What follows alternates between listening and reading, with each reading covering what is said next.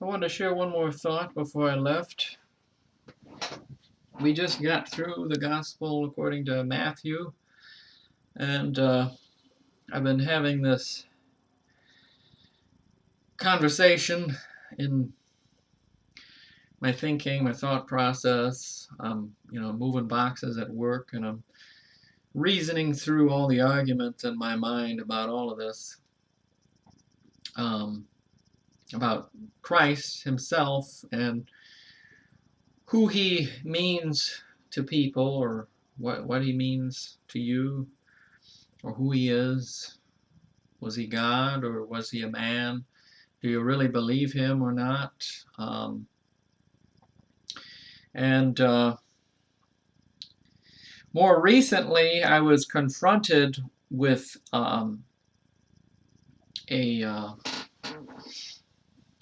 I'm in a chat or comment. You know how in Facebook you get like somebody will post like a controversial topic, like my brother will post this comment on Facebook about hospitals being temples of doom, and then half my family will be like, dislike, you bigot, and they'll give them a down vote, and they'll put like a comment like, you should be ashamed of yourself. You're the shame of this family, you bigot, evil man. Half of my family will comment with things like that, and then Charles will have like one friend who's brave enough to say, hey, bro, that was a comment, like, whoa. So anyway, I was in a conversation like that about Star Trek, the Star Trek subculture is what I'm going to title this video. And it's one of the, I've tried to pursue this topic a lot through these Bible readings. I brought it up a lot. I just thought I'd think about it a little more, reason through it, just talk about it a little more. So anyway, what was the most recent thing that happened? Well, I was in this chat. It's a conversation all about Star Trek. I play this Star Trek game, and I have gotten into the habit on the game. Oh, I know. I'm a Christian, and I play a Star Trek game. I know I'm evil. But anyway, I've gotten into the habit of naming my ships. You get ships in the game. That's what Star Trek is about. It's, you get on this big flying spaceship boat thing, and you go out into space, and you go space, the final frontier. These are the voyages of the Star Trek or Starship Habakkuk 3:16 or 19. I don't know. But I've named all of my ships different Bible verses. I've got Job 41:1, Jeremiah 1:4-5. That's the abortion one.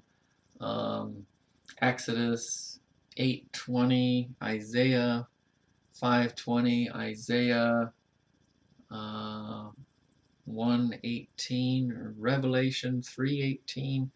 I've got all these ship names. I've named them after all these scriptures.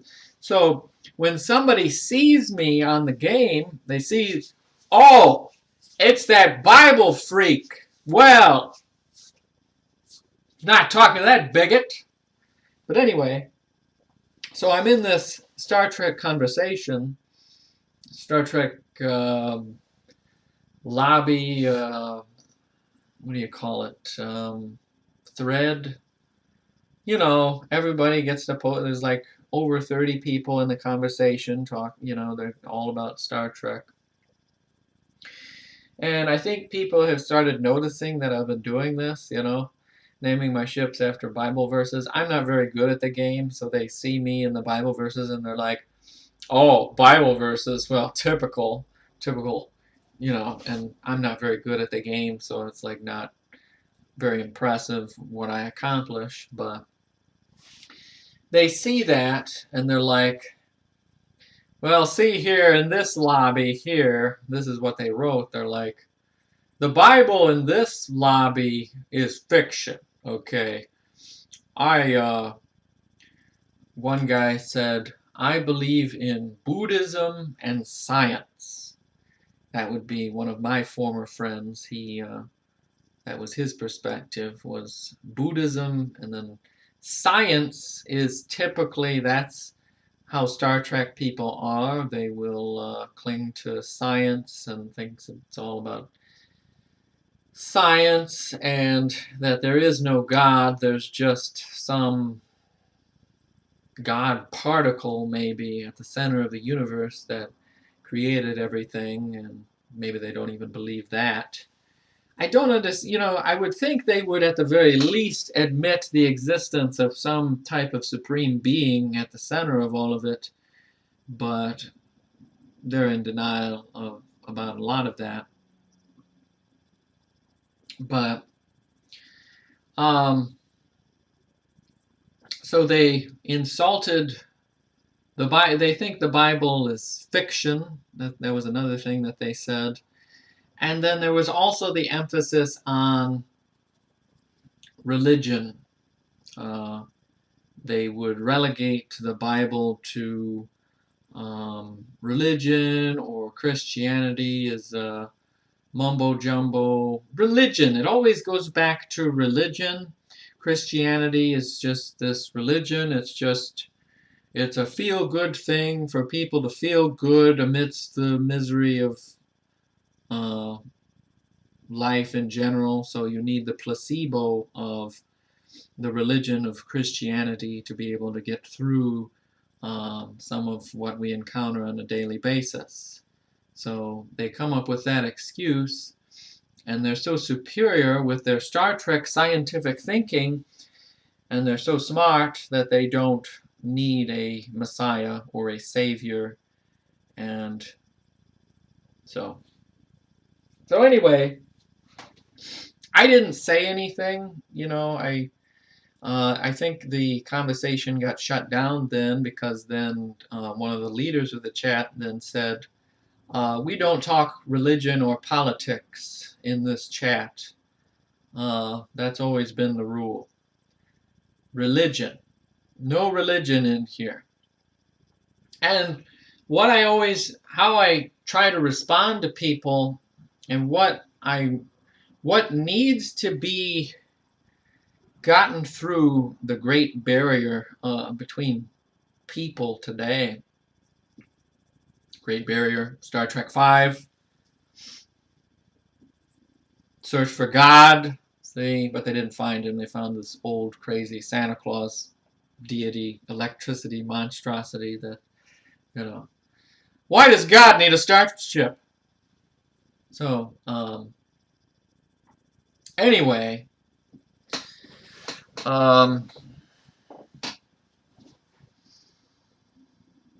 the point is, the great barrier that I have with people, that to get the point across to them, is you can't think of all of what I believe, and me reading this book here, this Bible, you can't think of it in terms of fiction, or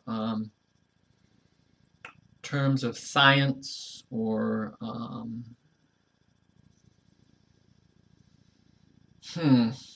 how else would you put it?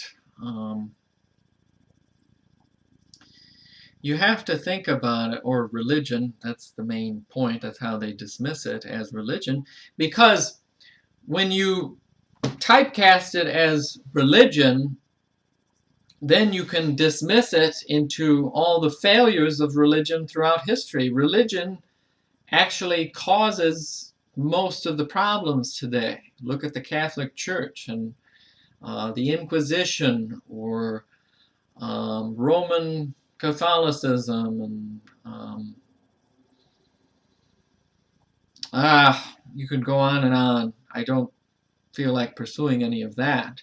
But if you dismiss it into the realm of religion, then you can point the finger at it and say, I don't need that.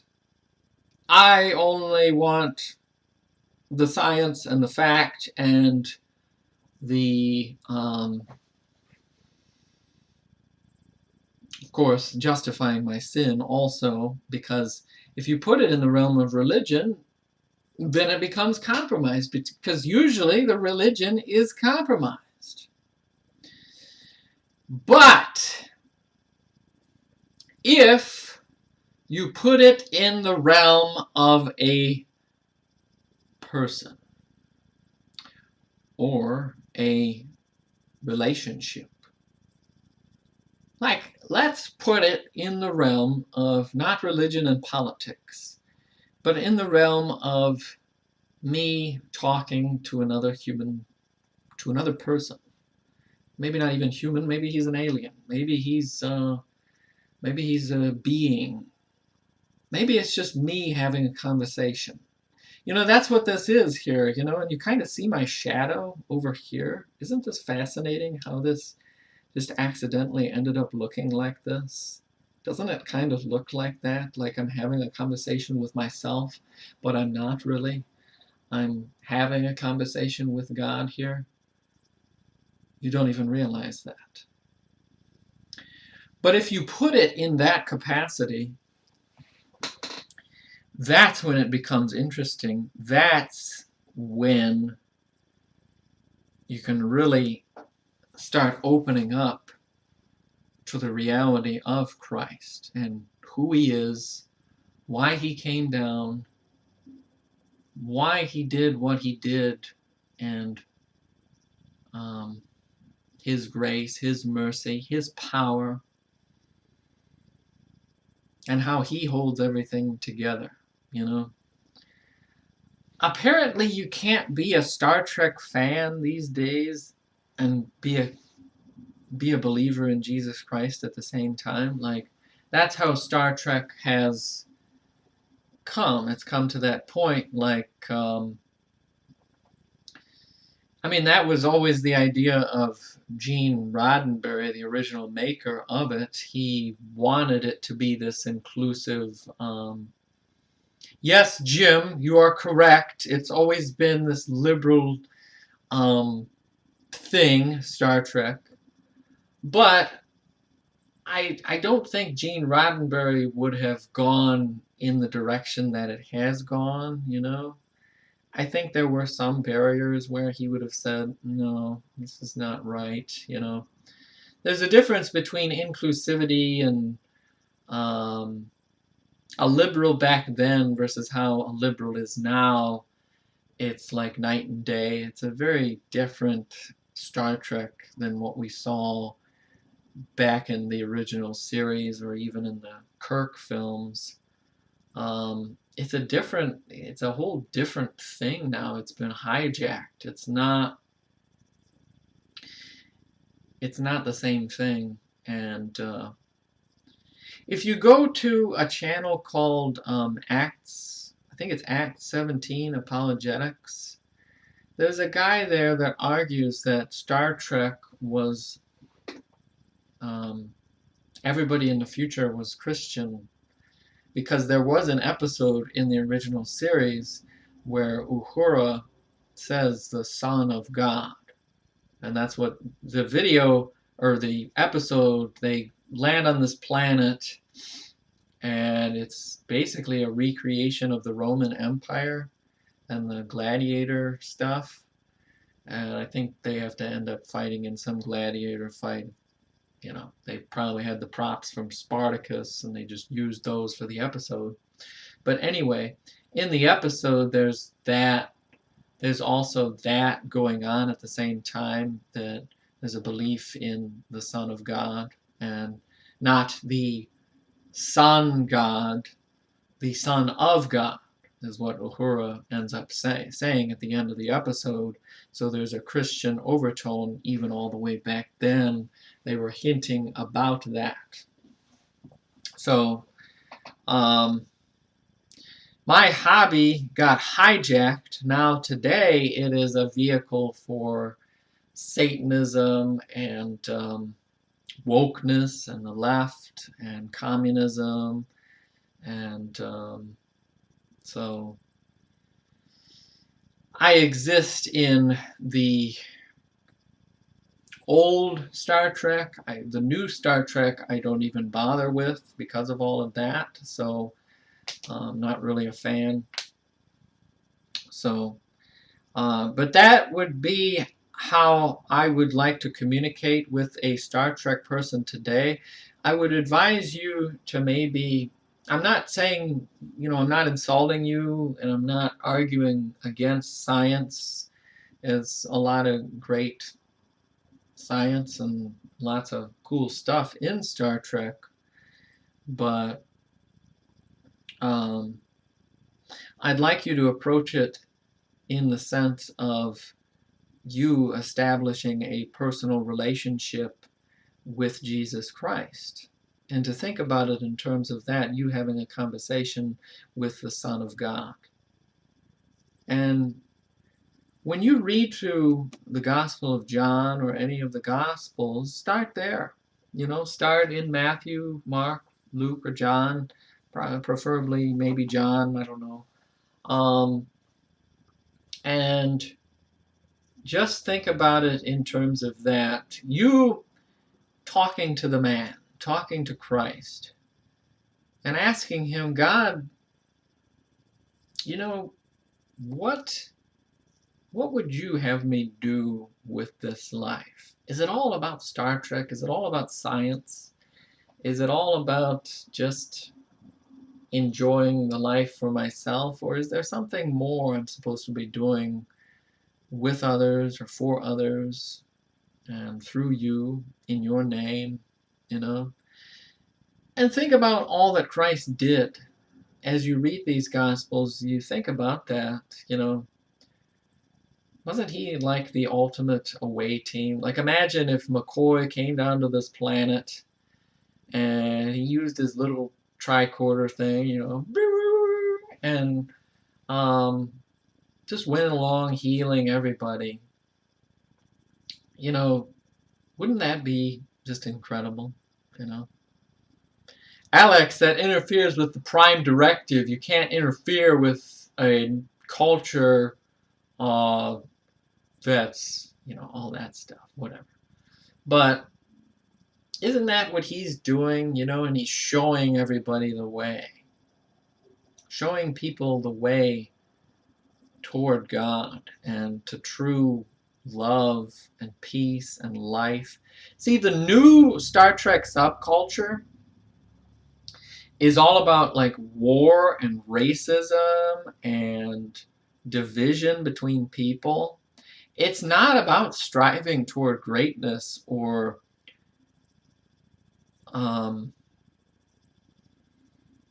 toward peace with people, exploring strange new worlds, seek out new life, a new civilization, to boldly go where no one or no man has gone before. And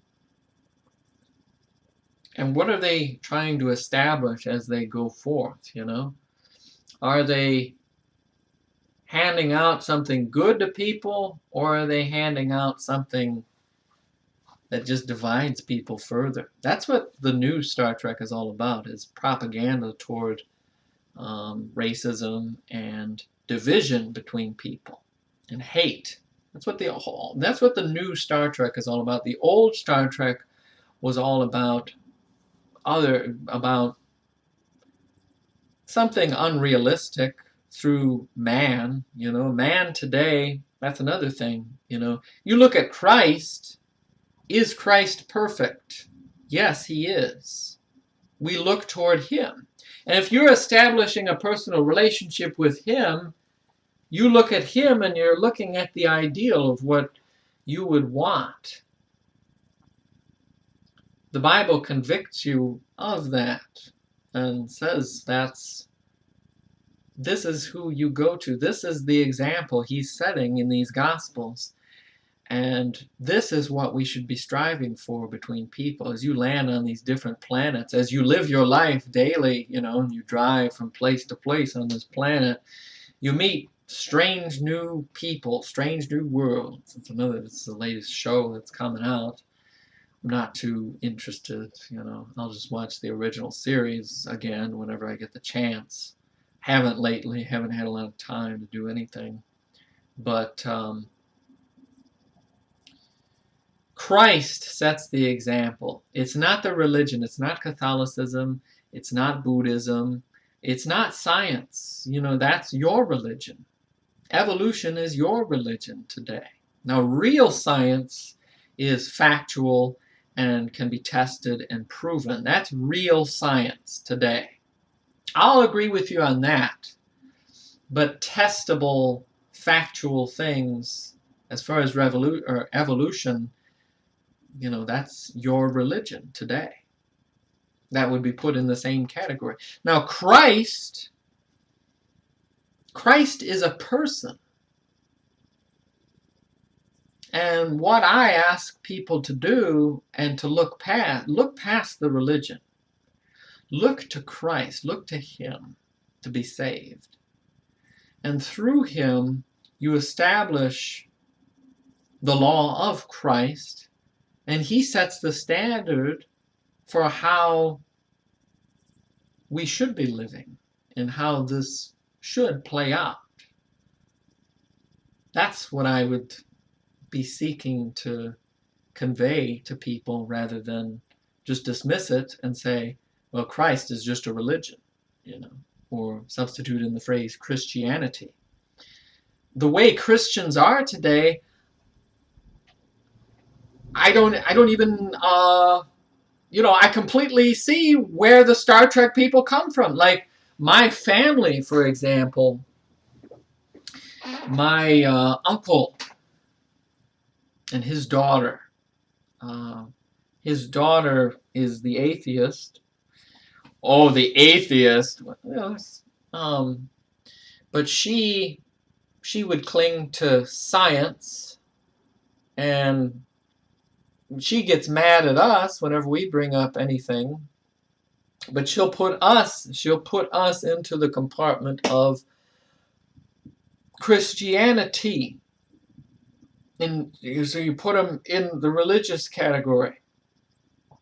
And that's the whole problem. That's why we can't communicate with each other. Because, you put it in Christianity, and then you see other people labeled in the area of Christianity and the word Christian. You associate that with Christ.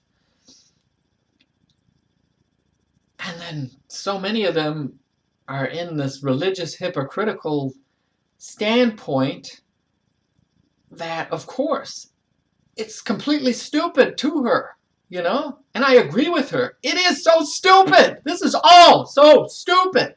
All this religion is ridiculous. I know completely where you're coming from, Star Trek people. You Star Trek subcultural yo-yos, scientists, whatever you want to call yourselves. I know exactly where you're coming from about religion. And religion has been the problem throughout all of history. But Christ Himself, go to Him. I was going to read this section of John here. I'm going to read it in a second here. But I just wanted to share also, my family has always been into Star Trek, so I was exposed to it. My uncle himself, I just wanted to share, I've always thought that my uncle looked like the original Klingon emperor or military leader. His name is Kor. Have you noticed how Klingons look like? They look kind of like Sherpas, kind of. I don't know. That's how they originally looked like. Like, that's how my uncle looked in his prime. So, that's my uncle. He's a Klingon. Now, my father is a Vulcan, as far as his personality. So, that's where... So, I'm stuck between different Star Trek races here. So, Yeah, really nerding out with you. But anyway, bring it back to Christ. And that's what I would attempt to share with you if you ever wanted to converse with me, is to look to him and think about what he said and what he did and go through him. Don't go through some weird pastor or priest or me, some weirdo like me, I'm a flawed human being the same as you, and we all have our faults and our sins and our shortcomings, and it's through him that he begins to heal, and he is the real, he's the reality, is Christ. Not Christendom or Christianity or the guy on the street who calls it, I'm a Christian, that means I'm righteous and you better listen to me, young man. How dare you watch Star Trek, you heathen? I'm not talking about it from that perspective. I'm looking at Christ. Look to him, not to the religion. And I just wanted to read this section here and just say to you, look to him. John chapter 11. Now a certain man was sick, named Lazarus of Bethany, the town of Mary and her sister Martha. It was that Mary which anointed the Lord with ointment and wiped his feet with her hair, whose brother Lazarus was sick. Therefore his sisters sent unto him, saying, Lord, behold, he whom thou lovest is sick. When Jesus heard that, he said, This sickness is not unto death, but for the glory of God, that the Son of God might be glorified thereby. Now Jesus loved Martha and her sister and Lazarus.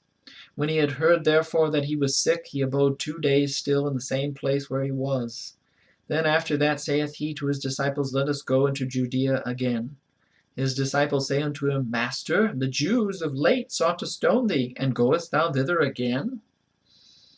Jesus answered, Are there not 12 hours in the day? If any man walk in the day, he stumbleth not, because he seeth the light of this world. But if a man walk in the night, he stumbleth, because there is no light in him. These things said he, and after that he saith unto them, Our friend Lazarus sleepeth, but I go that I may awake him out of sleep. Then said his disciples, Lord, if he sleep, he shall do well. Howbeit Jesus spake of his death. But they thought that he had spoken of taking of rest in sleep. Then said Jesus unto them plainly, Lazarus is dead. And I am glad for your sakes that I was not there, to the intent ye may believe. Nevertheless, let us go unto him. Then said Thomas, which is called Didymus, unto his fellow disciples, Let us also go, that we may die with him. Then when Jesus came, he found that he had lain in the grave 4 days already. Now Bethany was nigh unto Jerusalem, about 15 furlongs off. And many of the Jews came to Martha and Mary to comfort them concerning their brother. Then Martha, as soon as she heard that Jesus was coming, went and met him, but Mary sat still in the house. Then said Martha unto Jesus, Lord, if thou hadst been here, my brother had not died. But I know that even now, whatsoever thou wilt ask of God, God will give it thee. Jesus saith unto her, Thy brother shall rise again. Martha saith unto him, I know that he shall rise again in the resurrection at the last day. Jesus said unto her, I am the resurrection and the life. He that believeth in me, though he were dead, yet shall he live. And whosoever liveth and believeth in me shall never die. Believest thou this?